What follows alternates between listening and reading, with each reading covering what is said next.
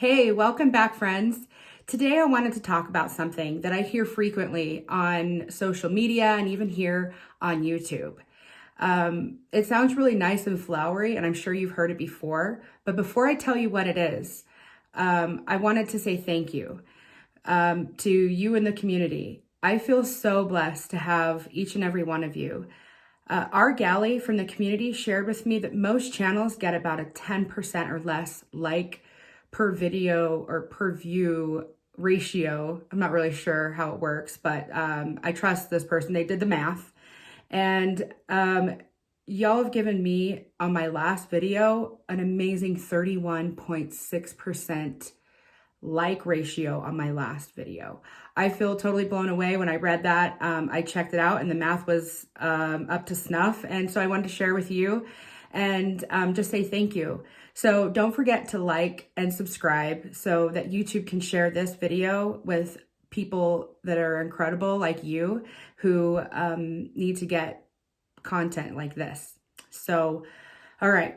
Now we're going to get into this. Here is the thing, one of my least favorite things that I hear people say, and this is speak your truth. First of all, truth is truth. No one has a truth that someone else can disprove, okay? The very definition of truth is that which is true or in accordance with fact or reality. It's not a disputable thing. Feelings are not facts, and they can change with the blowing of the winds.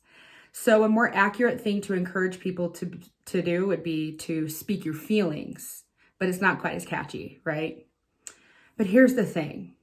If we are all out there speaking our feelings and dumping our grievances onto anybody that will listen, we can and will damage otherwise healthy connections.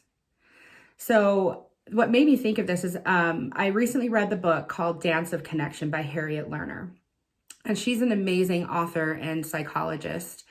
And here are some of the thoughts that I had while reading her work. So being an expert communicator cannot change your loved one. Having the perfect way to express yourself or your feelings cannot make someone see things your way. But we can stop non-productive conversational habits.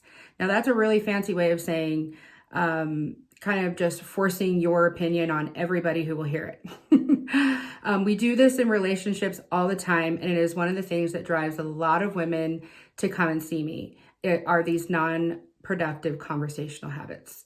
Now, we can learn to sit more comfortably with our own confusion and stand more solid in our sense of self, even when others won't, even when that other is our significant other. So hard conversations are not about being your true self, but rather choosing the self that you want to be and then reacting like that person. Now, I haven't always gotten this right, but I wanted to give you an example of a situation several years ago that I got to practice this in my marriage. So I got a phone call from Steve that rocked my world about 4 years ago. Maybe it was only 3. I'm not really sure, but it was long enough ago that I can talk about it now with a lot less anxiety. So I was out of town with my mom and sister, and while I was away, Steve got word that he had essentially lost his income completely and had some major fallout with the company that he was working with. So he called me and he was in a total panic. And honestly, I was terrified to hear him that scared. I've never heard my husband in such a panic. So I had a choice to make. Do I sit with him in his shock and his fear and be the solid ground that he needed? Or did I speak my truth? Speak your truth and tell him how scared I was because I depended on him and my kids depended on him for, all of our basic needs. Now, I will tell you that I will never forget hanging up with Steve after that phone call was over. And my mom was sitting right there. And I looked up to see her. And she's a therapist. And she looked at me and she was wide-eyed. And she just said, I don't think I have ever seen anybody be able to navigate a situation like that and still be able to have their significant other standing on the other side. So I know that she's talked to a lot of people that have not been able to navigate this. So it got me thinking about that ever since. I chose in that moment to react in a way that I imagined that he would need in that moment, not what I was actually feeling. If I was showing what I was actually feeling in that moment, it would have destroyed a beautiful connection and something that I think we both look at. I mean, we don't ever want to go back to that place. It was horrible, but it was one of those bonding moments where I had already learned that I could lean on Steve through anything, but I think he learned in that moment that he could depend on me to be solid enough to deal with my feelings about what was going on and still be somewhere safe for him to land. And now I want you to know, I'm not like your demure and quiet, subservient housewife. I usually almost always speak my mind. And but I have learned that from watching other people's relationships over the years, that there are moments when keeping my mouth shut is the best thing I can offer. I'm sure I could learn this still more, but it is something that I try to practice in my marriage. Now, speaking out or being real isn't necessarily a virtue. Speaking your truth, and I'm going to put my little quotes up, speaking your truth can shut down lines of communication and can hurt people. Saying your true feelings in the name of speaking your truth is not necessary for connection. Why do people feel like they have to share every reaction to something annoying that their spouse does? I really don't understand this, but I see it all the time because we're encouraged all the time to speak our truth. I want to let you know this is not intimacy. Sharing your innermost thoughts and opinions is actually cruel.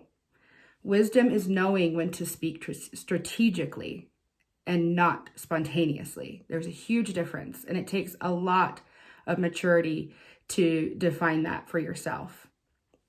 Now, asking your loved one or your spouse or your family member who you share space with, or even just your friends, to change or modify an annoying habit is not the same thing as asking someone to change their nature. It is wisdom to know the difference. Now, I'm going to share a story with you that I read many years ago, and I can't properly give it its attribution because I'm not really sure where I read it, but it stuck with me. So if you know the source, please feel free to share it in the comments, but I'm going to share it with you. So this is a story of an older couple who made it to their golden years, despite having a very hard marriage. All the children had left home, and they were left with just each other for companionship. The wife was a bold and outspoken woman who had a bad habit of steamrolling her husband and criticizing him openly and frequently. He was a very patient man, but he had his fair share of annoying habits as well, which his wife was all too happy to point out to him.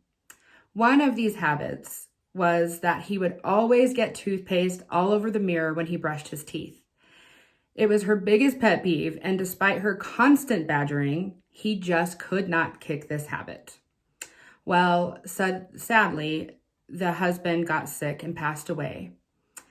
And after the funeral was arranged and done, she finally had the gall to wipe away the last splatters of her late husband's toothpaste off of that mirror, and then she went to bed.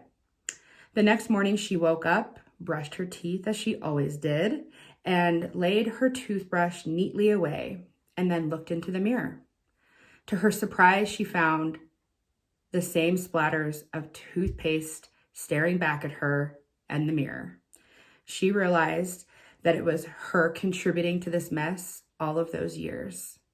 How many times do we find ourselves in a similar position? How many times do we speak daggers to the ones who deserve the very opposite, who deserve compassion and kindness and a soft place to land? So save speaking your truth for the influencers and know that you are armed with wisdom to do better. Speak strategically and hold your honest and cruel comments to yourself. We are all human and we can all be annoying. I know that I can. I basically majored in being annoying in high school and college. Just ask any of my friends. I was hilarious, but I was also obnoxious. And so just know that you're in good company if you feel like, you find yourself in a similar position. So let's give some grace to the ones that we love, because you never know when the toothpaste bladders are actually yours. Thank you guys so much for being in my community. I am so grateful for you. I wouldn't be here without you. So please remember how incredible you are. And if you have any questions for me that you'd like me to address, please mention them in the comments. And again, like and subscribe. And I hope you guys have the best day ever. And I will see you on the next video.